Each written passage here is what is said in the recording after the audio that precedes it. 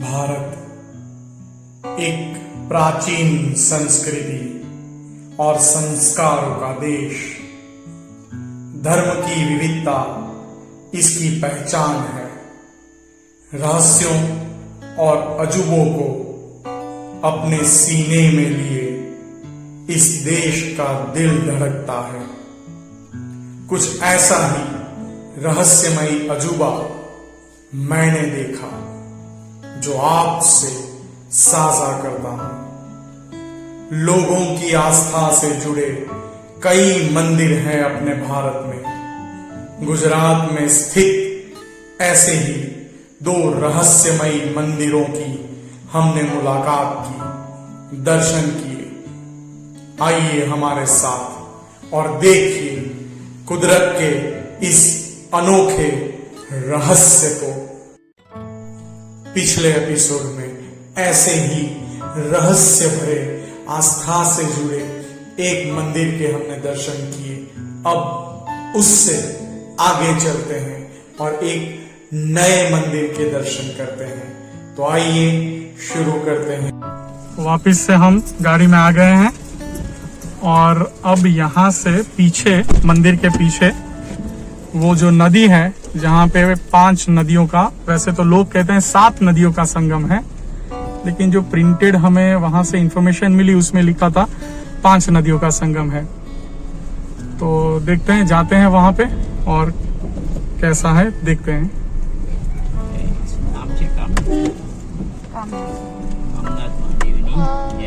मंदिर के पीछे पास में ही ये रास्ता है और इसी रास्ते से होते हुए आपको वो जो एक भैंस आ रही है उसी रास्ते से हमें मुड़ना है।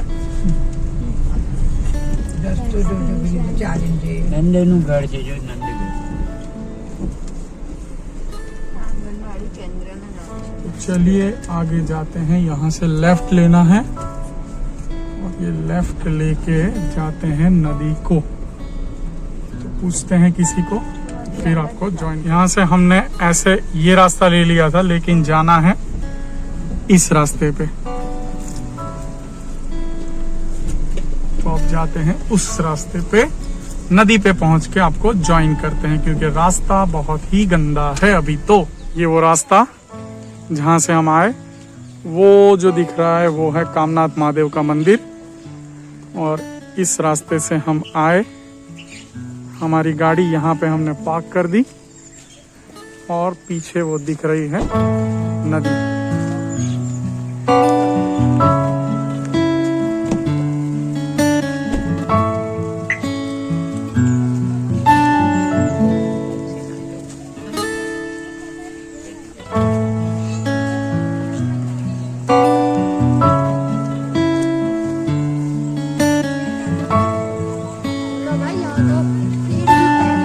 बहुत ही ज्यादा है अभी, क्योंकि बारिश भी गिर रही है और 4-5 दिन से बहुत ज्यादा बारिश है, तो पानी बहुत ज्यादा है।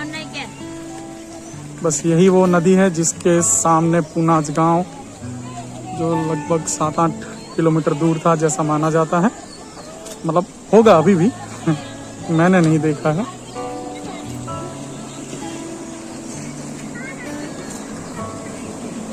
बहुत से लोग यहाँ पे स्नान भी कर रहे हैं,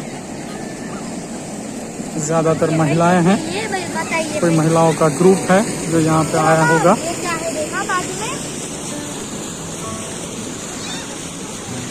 तो कुछ ऐसा नजारा है।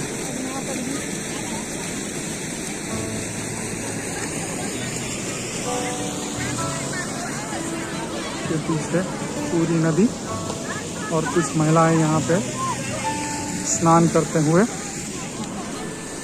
तो मेरे पीछे काफी श्रद्धालु वहाँ पे स्नान कर रहे हैं। सभी महिलाएं हैं, एंजॉय भी कर रहे हैं, नदी की पूजा कर रहे हैं।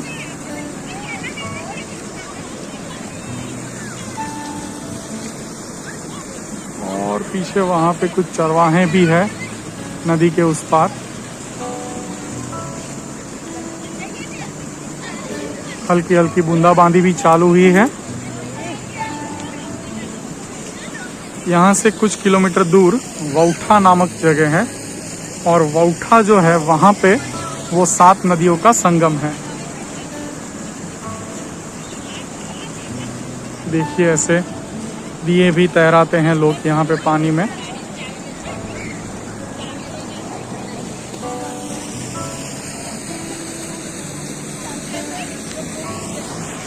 चलिए वापस चलते हैं, क्योंकि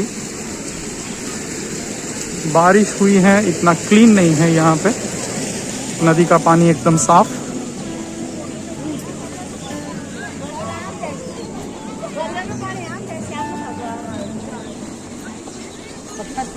सब लोग यहाँ आते हैं, स्नान करते हैं।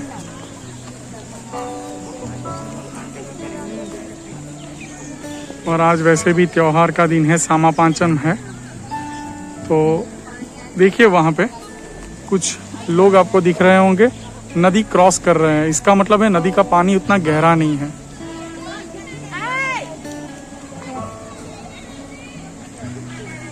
तो चलिए आगे का सफर शुरू। हर हर महादेव। तो अभी हम श्री कामनाथ महादेव मंदिर से निकल चुके हैं, नदी का दर्शन भी किया, मतलब नदी को एंजॉय भी किया, और अब वहां से हम बाहर निकल रहे हैं गांव से, रडू गांव से। अब कुछ इंफॉर्मेशन मुझे करेक्ट करनी थी। मैंने आपको मंदिर में बताया था कि 650 साल पुराना वो घी है, लेकिन ऐसा नहीं है। 650 साल से घी का दान आता है और वो दान वहां पे रखा जाता है। तो ऐसा है कि 650 साल से वो घी का भंडारा भरा का भरा है, कभी खाली नहीं हुआ है। घी उतना पुराना नहीं है, घी तो बदलता रहता है।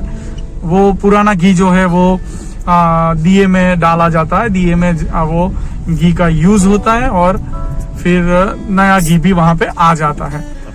लेकिन बात यह है कि घी कभी बिगड़ता नहीं है, यानी अगर घी पुराना हो जाए तो वो बिगड़ता नहीं है, उससे पहले उसे यूज कर लिया ही जाता है। तो ये एक चमत्कारिक बात है कि घी जितना यूज होता है उतना घी वहां पे आता ही रहता है, दान मिलता रहता है। और एक महत्वपूर्ण जानकारी है, रविशंकर महाराज, उनका जन्म भी यहीं पे इसी गांव में हुआ है। तो रविशंकर महाराज का जन्म यहाँ पे है, और उन्हीं के नाम से यहाँ पे एक निःशुल्क भोजनालय भी है गांव में, अगर आप यहाँ पे आते हैं तो। और एक इंटरेस्टिंग बात यह भी है कि भोजनालय के लिए कोई भी दान नहीं लिया जाता, लेकिन फिर भी वो भोजनालय चलता रहता है। तो ऐसी ये अनोखी जगह, ऐसा ये अनोखा यात्रा धाम, जिसके दर्शन करके अभी हम बाहर हाईवे पे आ चुके हैं। अब यहाँ से हम लोग जा रहे हैं श्री चंद्रमौलेश्वर महादेव, जो कि धौड़का में स्थित है। तो वहां पे जाएंगे और वहां की बात फिर आपको बताएंगे। हर हर महादेव। तो धौड़का गांव में हम प्रवेश कर चुके हैं। अब यहाँ से हम लोग जा रहे हैं चंद्रमौलेश्वर महादेव। ये आउटर रिंग रोड सा बना हुआ है धौड़का के आसपास, उसी रोड पे हैं हम अभी।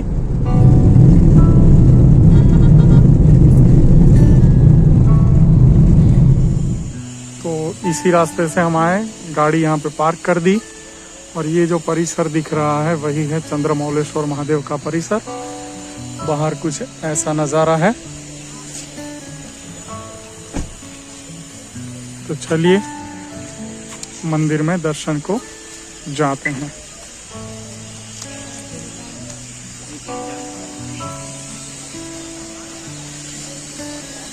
मंदिर रिनोवेशन का काम चल रहा लग रहा है यहाँ पे।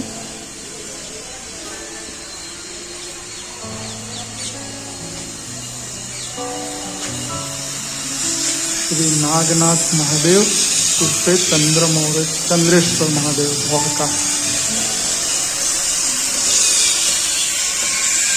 पूरा परिसर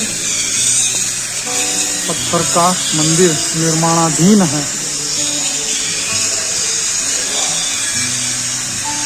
पांडवकालीन महादेव का मंदिर है यहाँ पे। पहले दर्शन करते हैं, बाद में बात करते हैं।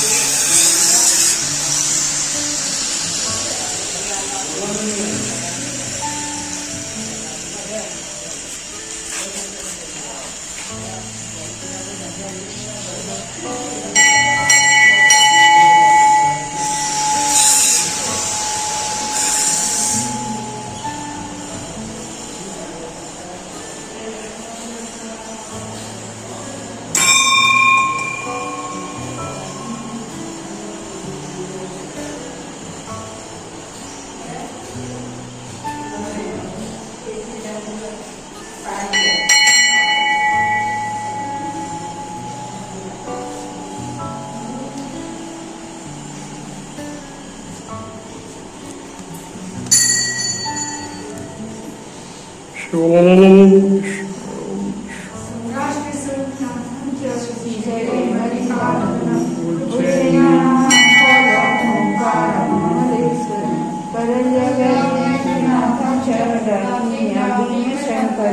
सेतु वंदे तु रामेशं नागेशं द्वारकावने वाराणस्यां विश्वेशं प्रणवतं गौतमी तटे हिमालये तु केदारं कृष्णेशं पुष्करालये एतानि ज्योतिर्लिङ्गानि सायं प्रातःपठेन सप्तजन्मकृतं पापं स्मरणेन विनश्यति स्मरणेन विनश्यति। बीच में ओम के नीचे पूरा बीज का चंद्र है, बीज का चंद्र है, और ओम के साइड में थोड़ा सा देखेंगे चंद्र के ऊपर तो श्री गणेश जी वहां पे विराजमान है ऊपर जा। हाँ। फिर शंख है और ऊपर भगवान विराजमान, और ऊपर आप देखें तो दिखाई देता है। श्री ओम नमः शिवाय। हमने अभी दर्शन किए अंदर श्री चंद्रमौलेश्वर महादेव। यहाँ के पुजारी जी हैं, 82 साल की उनकी उम्र है। बहुत ही अच्छे से उन्होंने हमें इस मंदिर के महात्म्य के बारे में बताया है। आपने दर्शन किए जिस शिवलिंग के, स्फटिक का शिवलिंग है, और छोटे छोटे उसमें जैसे बबल्स होते हैं वैसे बने हुए हैं, जिसको बोलते हैं गुजराती में परपोटा। तो उसके नाम पर से इसको प्रेम से, भेद से लोग परपोटिया महादेव भी कहते हैं। इनका नाम है श्री नागनाथ चंद्रेश्वर महादेव, चंद्रमौलेश्वर महादेव, क्योंकि वो जो बबल्स जैसा आपको शिवलिंग में दिखता है, उनमें से एक बबल है जिसको चंद्र की जैसे ही कलाएं होती हैं, अमावस्या, फिर उसके बाद धीरे धीरे चंद्र जैसे बढ़ता है, पूनम, और फिर वैसे उसमें से जैसे अमावस की ओर जाते हुए वो जैसे जैसे कम होता है, उसी हिसाब से उस बबल में भी वाइटनेस बढ़ती है और कम होती है। और जब पूर्णतः पूनम के आसपास वो वाइट हो जाता है, तब उसके अंदर आप साफ साफ दर्शन कर सकते हैं। मैं यहाँ पे फोटो डाल दूंगा, जिस फोटो में आप देख सकते हैं उसमें आपको एक ओम का आकार पूरा उसमें नजर आएगा। शिवजी मूर्त रूप से उसमें नजर आएंगे, साथ में पार्वती जी भी दिखेंगे।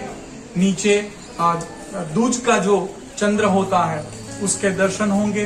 चंद्र के ऊपर आपको गणेश जी के दर्शन होंगे। आपको उसके साथ में ही नाग भगवान के दर्शन होंगे। तो यही सब दर्शन इस एक ही शिवलिंग में आपको दिखते हैं।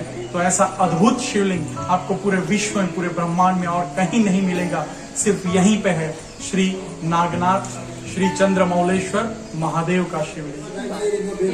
तो श्री नागनाथ चंद्रेश्वर महादेव के अंदर जो बबल्स हैं वो पूरे 12 ज्योतिर्लिंग का दर्शन है उसके अंदर। तो आप भी वो दर्शन कीजिए और धन्य बनिए। हर हर महादेव, जय महादेव। पूरा ये मंदिर का पटांगण परिसर पुजारी जी ने बहुत अच्छे से दर्शन करवाए, समझाया। उनका कांटेक्ट नंबर और भगवान के अलग अलग दर्शन हमें उन्होंने दिए हैं। मैं आपको वो सब शेयर करूंगा इस वीडियो में, आप आगे देख पाएंगे। आप सभी उनका दर्शन कीजिए और धन्य बनिए। हर एक दिन के अलग अलग दर्शन होते हैं इस शिवलिंग के, और हर बार कुछ अलग छटा, अलग दृश्य, अलग दर्शन यहाँ पे आप कर सकते हैं। वही पुजारी जी थे, उनका नंबर मैं इसमें शेयर कर दूंगा, आपको डिस्क्रिप्शन में लिख दूंगा। अगर आप इस मंदिर में कोई पूजा करवाना चाहे, कुछ भी करवाना चाहे, उनका कांटेक्ट कर सकते हैं।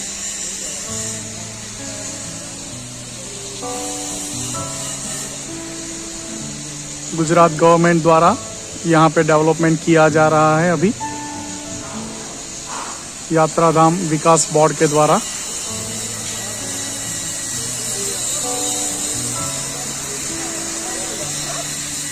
तो अब यहाँ से आगे बढ़ते हैं।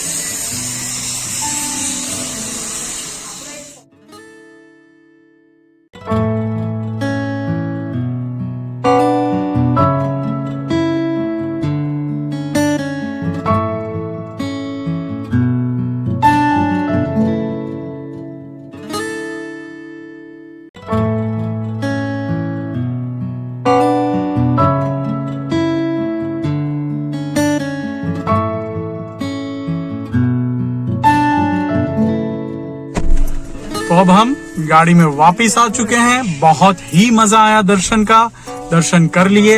एक बात मैं आपको बताना भूल गया, इस यात्रा धाम में भगवान श्री स्वामीनारायण भी आए हैं और 21 दिन तक भगवान ने यहाँ पे रह के अनेक लीलाएं की हैं और शिव जी की भी आराधना की है। तो आप भी यहाँ पे आइए, दर्शन कीजिए और धन्य बनिए।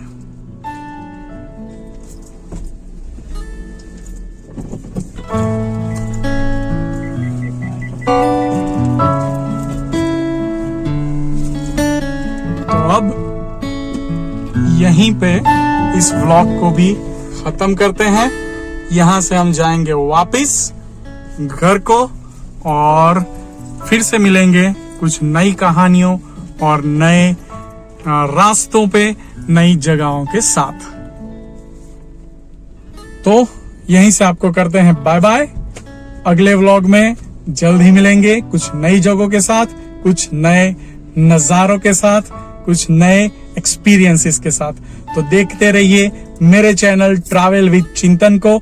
अगर आपको ये वीडियो पसंद आया हो तो इसे एक लाइक जरूर करना और इस वीडियो को ज्यादा से ज्यादा लोगों तक शेयर करना। और हाँ, अगर आपने अभी तक इस चैनल को सब्सक्राइब नहीं किया है तो सब्सक्राइब जरूर कर दीजिए और बाजू में जो घंटी का आइकॉन है ना, वो बेल आइकॉन, उसको भी दबा दीजिए। तो जब भी मेरा नया वीडियो आएगा आपको एक नोटिफिकेशन मिल जाएगा। ओके, तो मिलते हैं नए वीडियो में, नए व्लॉग में, कुछ नई जगह और नए नजारों के साथ। तब तक के लिए सी यू सून।